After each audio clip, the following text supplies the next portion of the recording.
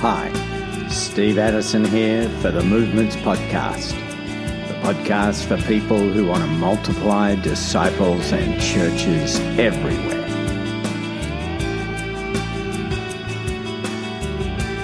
Today we're in the land of the long white cloud, talking to Brian Bullen about NoPlaceLeft, New Zealand. For me, it started with a sense of frustration in terms of the impact of the church on our nation.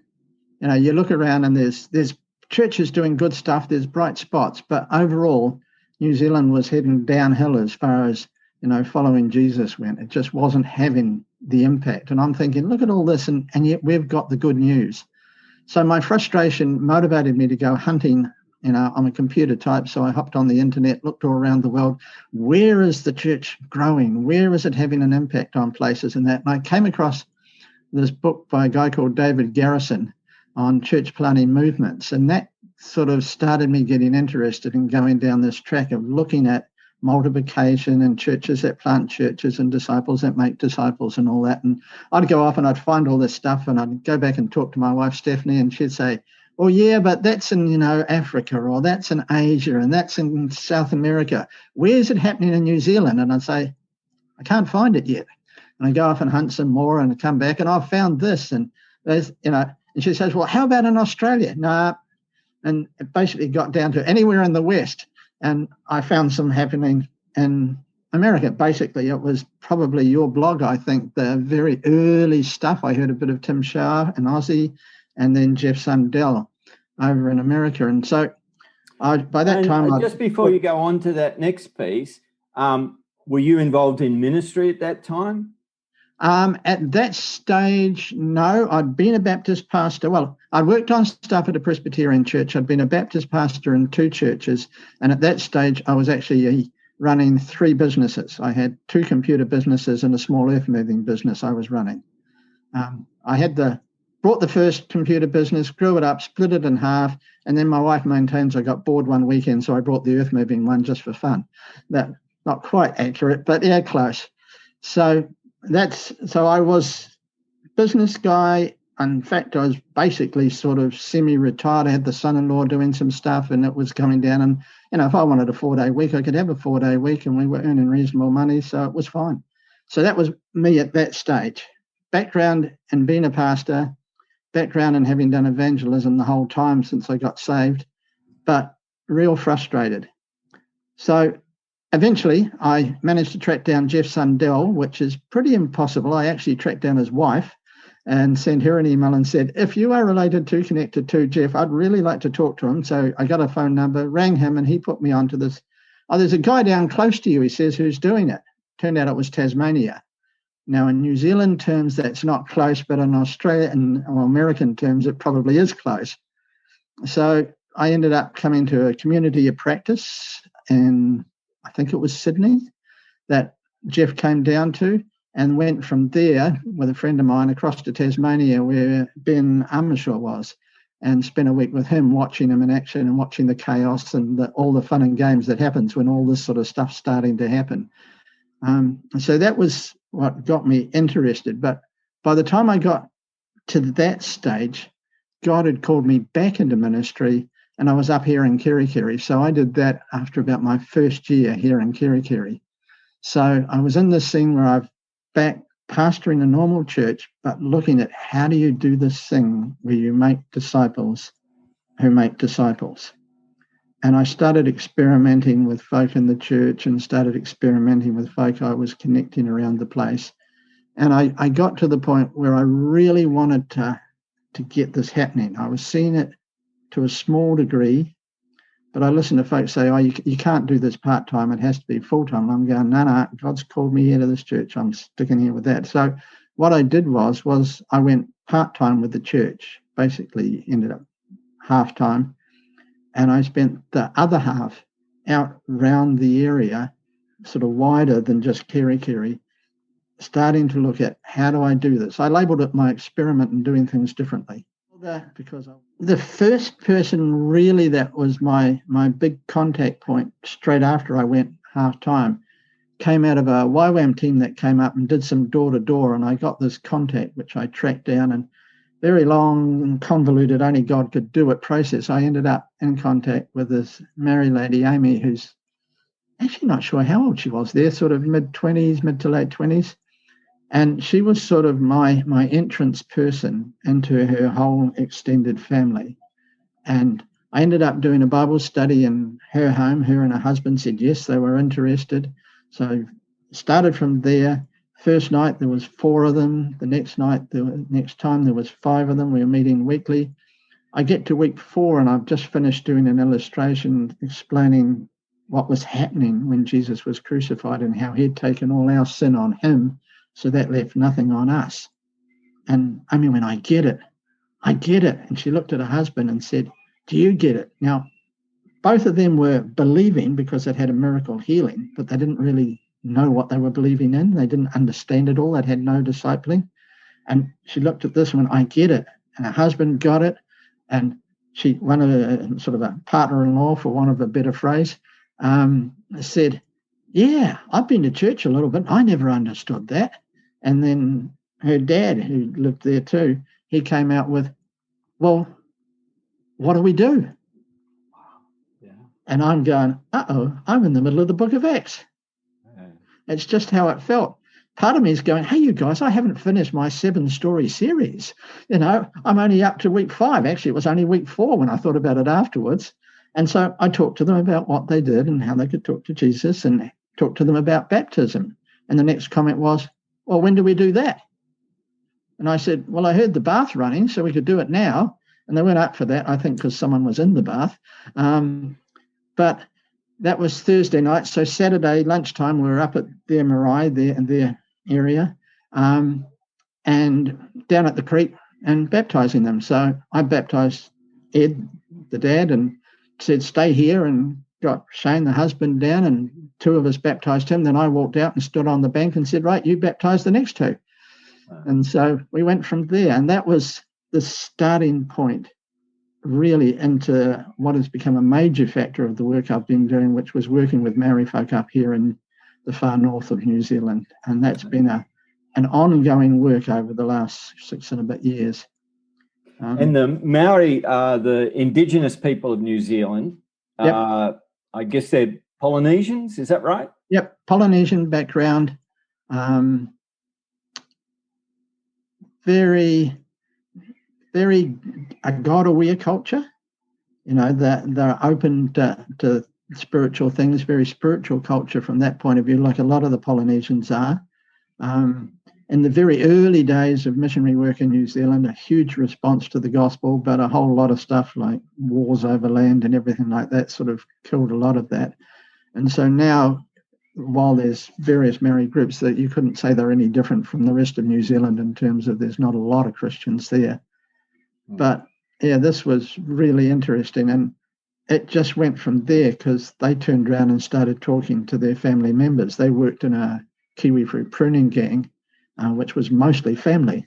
And so there's all sorts of fun stories that come out of what they did while they were pruning and talking to each other and sharing the good news and sharing what had happened in their lives. And I got invited to go for lunch one time at work.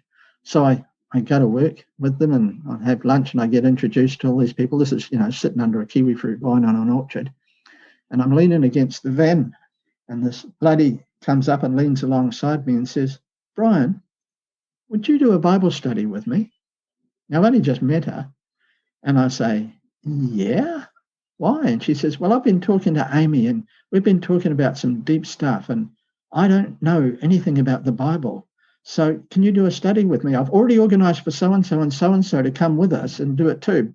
She'd obviously heard from Amy that I like to work in groups. So, it took another 6 weeks to put it together, but here's the next group sort of on my lap. Now, I was trying to get Amy to lead it. And she said, Brian, it's my mother and my aunts. No, I'm not going to lead it. But so I did the first part and then she went from there with it. But that was the next step on. Okay, and so the gospel has spread out through the family network, and have churches been started out of that? Yeah, we've had them planted all over the place. I was planning on the far north, but we've even had groups go further and down.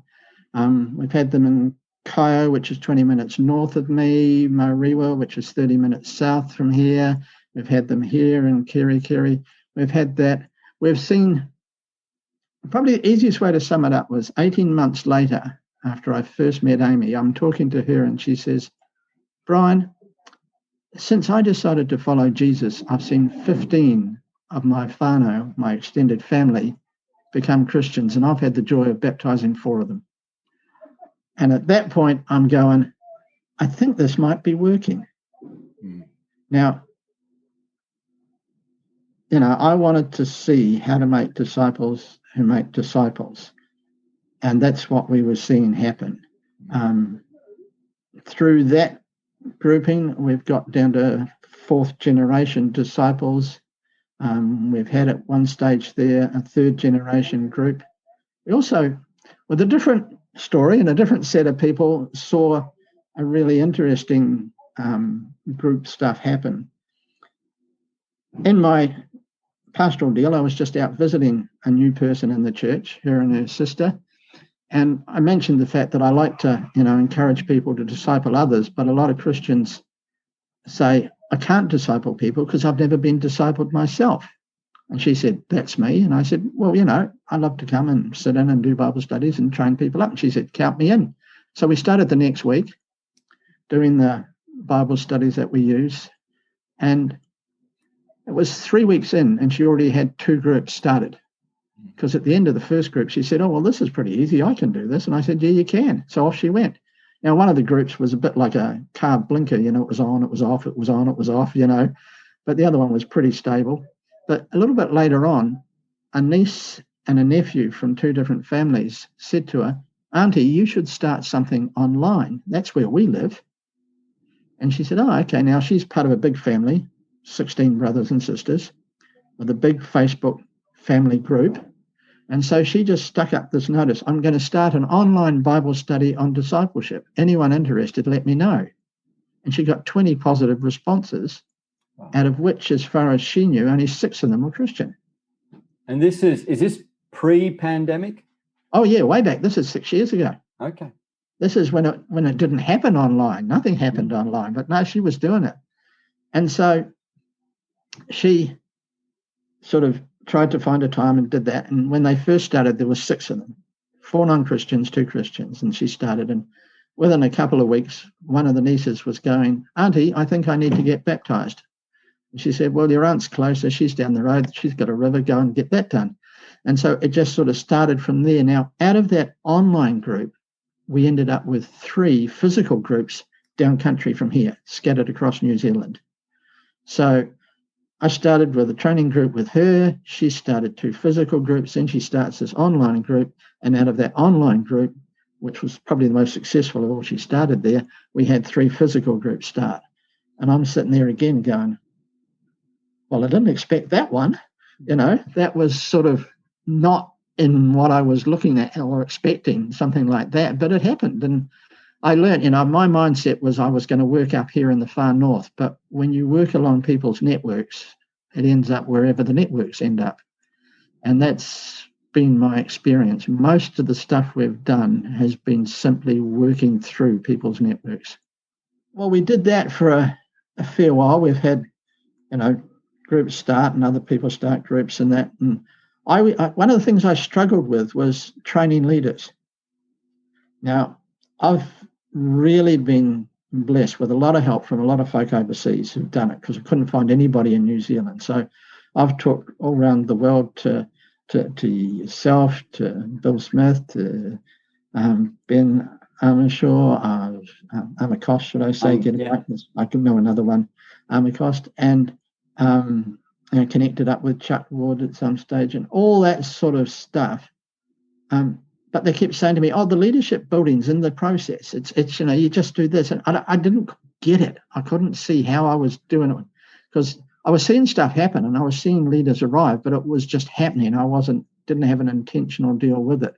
So I had to learn the whole deal of how to make leaders out of the harvest in the process when their lives are still a mess, but hey, they're showing up as the leaders. And like Amy, the first one I started with, she has become a strong, strong leader. But firstly, when I was thinking, I thought, well, it should be her dad. Culturally, it should be her dad by age, but that wasn't it. And when I heard the extended family were saying, well, when we want something done, we talk to Amy, I thought, okay, I give in, and started working there. And it took me a bit to work out the whole model and assist and watch that stuff before I sort of started triggering, okay, this is how to do it. This is what I'm doing. I learned very strongly in the early days and on that what you model is what you get. If you're the only Christian these people know, they're looking at you thinking, this is how it goes. And you're thinking, okay, right. Paul said, imitate me as I imitate Christ, but I don't think I was quite up to labeling it that way. But, like the way I prayed became the way they prayed. I got asked one time very early on, well, what about all the rules, Brian? What about all the rules? And I knew what they meant, but I said, well, what do you mean? And they said, well, I got told, my friends tell me if I become a Christian, I can't smoke, I can't drink, I've got to stop swearing, I can't do this, I can't do that, I must do this, I must give, I must, and she listed off all these things. And I said, forget all them, I reckon I can sum up everything Jesus wants us to do as his followers in 6 words. And then I paused and they looked at me and went, well, and so I said, it's easy. It's love God, love people, make disciples. If you remember those 6 things, do those six words. Well, remember those 6 words, do those 3 things. You're doing everything that Jesus wants you to do as his followers. It sums up the whole deal. And they went, okay. And, we repeated that a bit on the way through. And then we had a time when Amy's mother-in-law and sister-in-law came up to celebrate a birthday, and they sort of sat in the kitchen while we were doing the Bible study and that. And I said to Shane, introduce me. And so I get introduced, and the sister looks up and says, when are we doing this Bible study? Well, we'd just done it for an hour and a half. And so I looked at Amy and Shane, and they sort of nodded. And I said, let's go do one now. So at 9:00 at night, we went off to do another one. And we start out, and very soon the sister-in-law comes out with, well, what about all the rules? And Amy started laughing. And I said, go on, tell her. And she did a perfect replica. Well, we believe that everything Jesus wants us to do, and what I had been saying and what I'd taught, she reproduced it exactly down to the pause. And I just sat there and thought, whoa, what you model is what you get. And I've had to learn how to utilize that fact. Like, if I'm expecting someone to do something and they're not doing it, it's probably because I haven't modeled it enough for them to watch and to see and then help them start doing it. So that was a big step for me, and a big learning was the power of modeling. Because,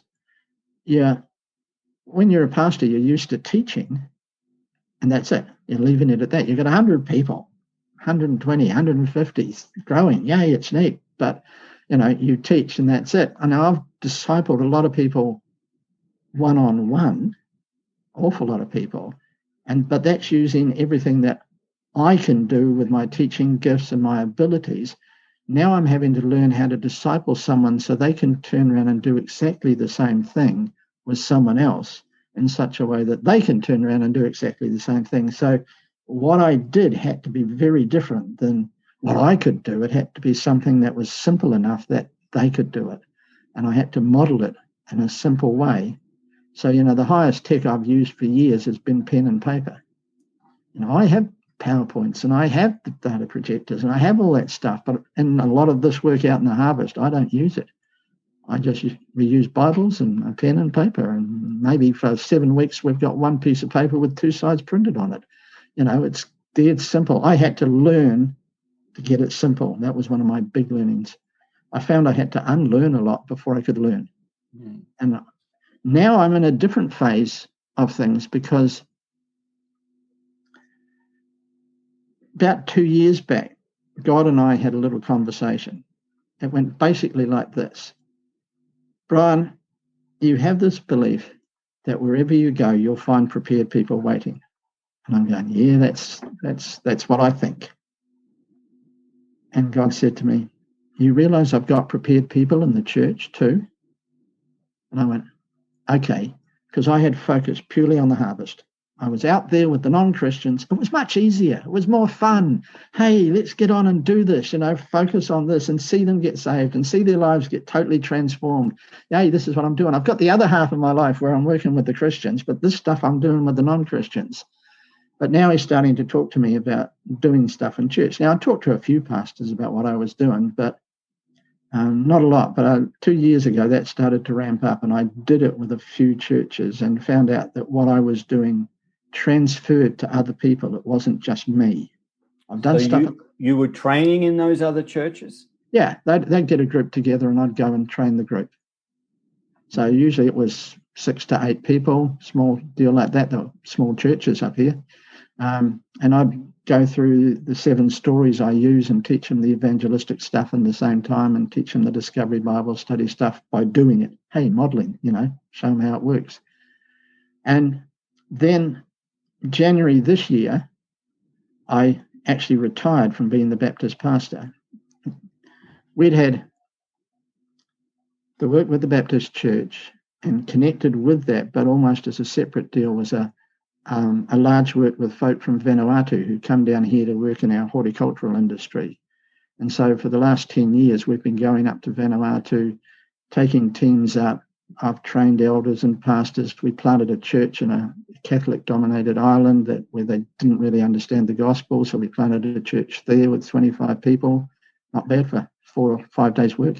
And, that sort of stuff, working with folk, training them up, teaching them how to do this stuff. So we had the Baptist church stuff, we had the Vanuatu stuff, and we had the sort of disciples making disciples and small groups starting churches type work, and it was just getting a little bit too much. As my wife puts it, so being sensible, we gave up the paid job. And now COVID has pretty much killed the Vanuatu stuff for the moment. We certainly can't go back up there at the moment, and we've got a limited access with them here. So the focus has been very much on working through New Zealand and connecting with other Christians, existing churches, and folk who are wanting to get more training. I partner up with Church Army, which is an evangelistic side to the Anglican Church, with Monica, the director for Church Army in New Zealand, and through some of her contacts and contacts I've had. Last August, I did some stuff at a seminar down near Wellington, and that's led to a lot of contacts. And so now it's been growing and growing and growing in terms of contacts. We seem to get a new one sort of about once every 2-3 weeks that gets hold of me and goes, Brian, we've heard about, we want this. Or someone rings me up and says, Brian, you need to give this guy a ring. And I say, well, you send him an email telling him who I am and I'll give them a ring, a lot of that. So we started out where I had a couple of other churches up here I'd worked with, 3 that I'd worked with, and 2 of them were off doing their own thing and one I was keeping going with. And it just grew during lockdown. It grew quite rapidly. Lockdown actually was a positive from that point of view. Everybody was available on Zoom sort of thing. We did stuff. Monica and I sent out an invitation to a Zoom meeting to sort of all our contacts and had 29 people arrive, all people who were wanting to know how to make disciples who make disciples. And I followed up all of those. And we've now, my last count, and I don't think I've forgotten anyone at the moment, we're up to 34 different situations across New Zealand, from Dunedin in the south right up to here. Very different. Some of them are fairly new believers who are just getting started and doing stuff. Others of them are believers who've been going for a while but got frustrated with not seeing anything happen, so they've been looking around and not been able to help them do stuff. To churches that I've worked with. I was down 3-4 weeks ago in Wellington with a Vineyard church down there. I've got another group that I've worked with, a Vineyard in Christchurch. So we've got about, I think, 4 or 5 different denominations we're working with, and a few smaller independent churches around the place. So all very different situations. Some of them may not work out to be, anything, but others have just taken off way beyond what I thought would happen. And a year ago, you weren't in contact with most of them. Yep. Out of those 34, I would have been in contact with about 3, maybe maybe small contact with some of them, because some I followed up on people who said at the conference in Wellington, really, interested in what you're doing. And, I said, well, here, send me an email. And they did, but it never happened anywhere. So I followed some more, and some of them just turned out to be just God's time to be talking to them. Mm-hmm. And yeah, it's been an interesting journey in the last, since January, because it's gone a lot faster than what I expected it to happen. And with the Vanuatu side shutting down and not being able to go up there and that sort of stuff, in one way it's been good because we've had the time to do it. I would say one of the things I've had to learn, and that has changed me a lot, is to keep stuff simple.